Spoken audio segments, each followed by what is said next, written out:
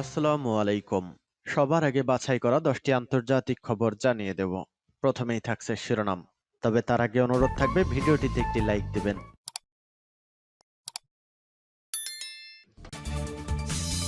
সংবাদের শুরুতেই জানিয়ে দিব সংবাদ শিরোনাম।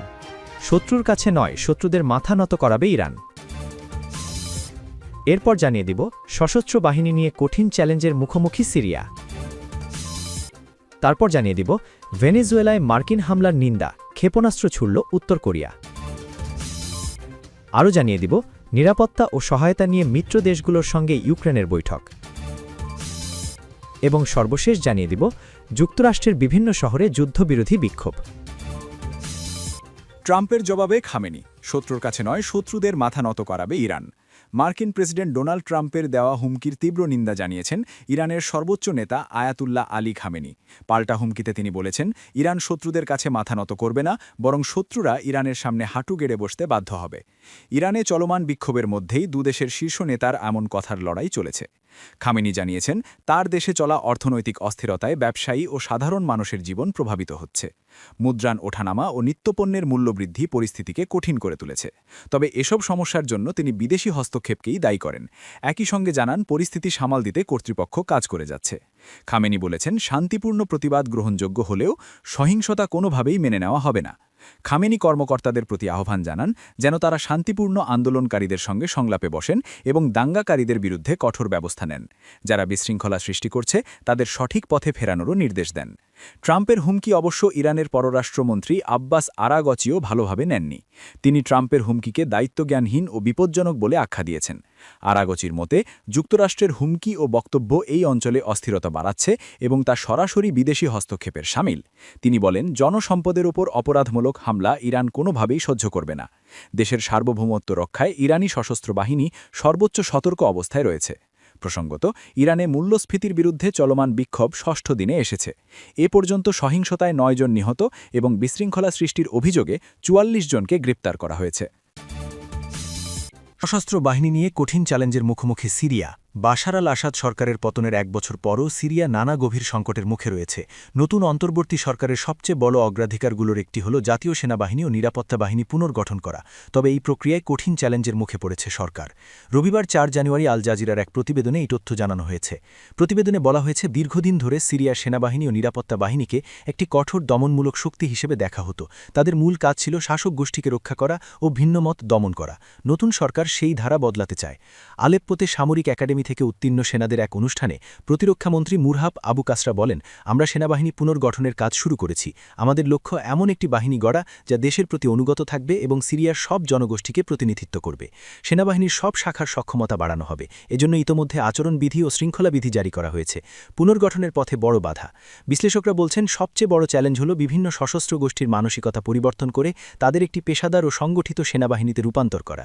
এর পাশাপাশি রয়েছে নতুন সদস্য যাচাই-বাছাই, অস্ত্র ও সরঞ্জাম নির্বাচন, বিভিন্ন অঞ্চলের বাহিনী একীভূত করা ও সংখ্যালঘুদের আস্থা অর্জনের প্রশ্ন। নিউ লাইন্স ইনস্টিটিউটের ক্যারোলাইন রোজ বলেন, যদি সিরিয়ার সব সশস্ত্র গোষ্ঠীকে সেনাবাহিনীতে একীভূত করতে ব্যর্থ হয় তবে দেশটি ভাঙনের অস্তিত্বগত ঝুঁকিতে পড়বে। এতে আবারও গৃহযুদ্ধের আশঙ্কা তৈরি হতে পারে। 2024 সালের 8 ডিসেম্বর আসাদ সরকারের পতনের সঙ্গে সঙ্গে পুরনো সেনাবাহিনী কার্যত ভেঙে পড়ে। বহু সেনা দেশ ছেড়ে পালায়, কেউ আত্মগোপনে যায়, আবার কেউ অস্ত্র জমা দেয়। এই সুযোগে ইসরায়েল ব্যাপক বিমান হামলা চালায়। ইসরায়েলি সেনাবাহিনীর দাবি, তারা সিরিয়ার 80% কৌশলগত সামরিক সক্ষমতা ধ্বংস করেছে। গত 1 বছরে সিরিয়ায় 600-রও বেশি হামলা চালিয়েছে ইসরায়েল।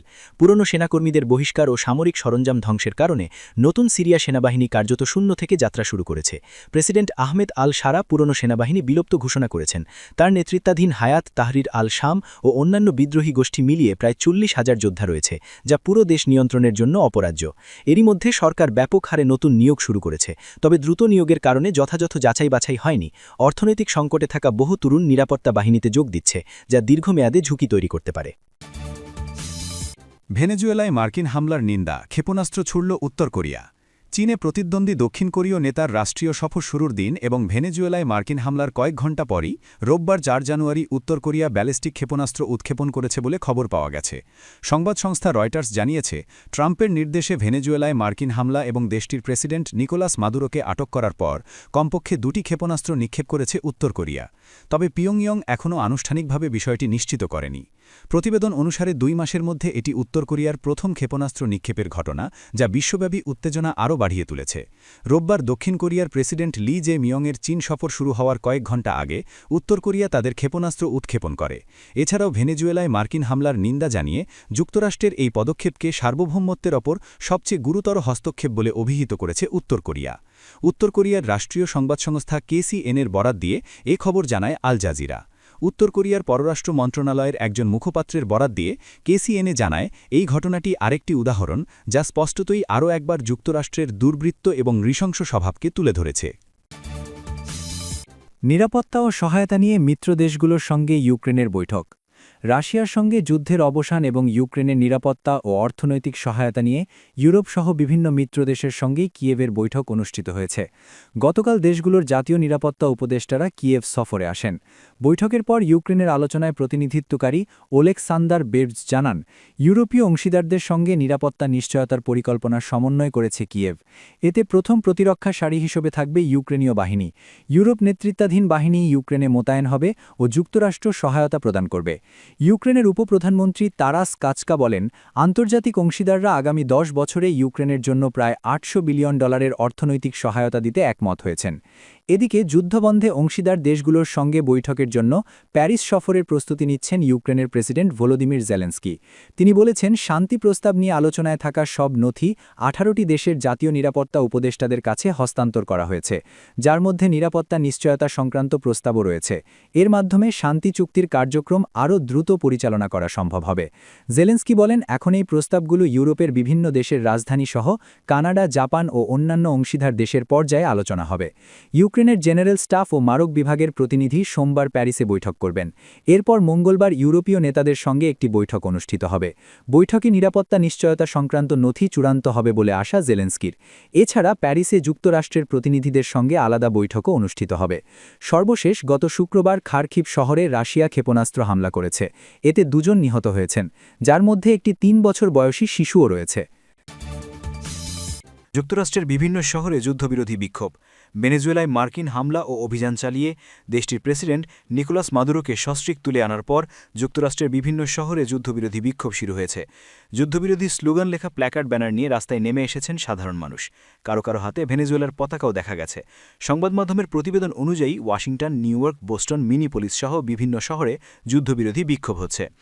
শনিবার মার্কিন প্রেসিডেন্ট ট্রাম্প ভেনেজুয়েলার প্রেসিডেন্ট নিকোলাস মাদুরো ও তার স্ত্রী সিলিয়া ফ্লোরেসকে আটকের তথ্য ঘোষণা করার পর জানান, যুক্তরাষ্ট্র সাময়িকভাবে ভেনেজুয়েলা পরিচালনা করবে। শান্তিপূর্ণভাবে ক্ষমতা হস্তান্তর না হওয়া পর্যন্ত যুক্তরাষ্ট্র এই কাজ অব্যাহত রাখবে বলেও জানান তিনি। এরপরই যুক্তরাষ্ট্রের বিভিন্ন শহরে যুদ্ধবিরোধী বিক্ষোভ শুরু হয়।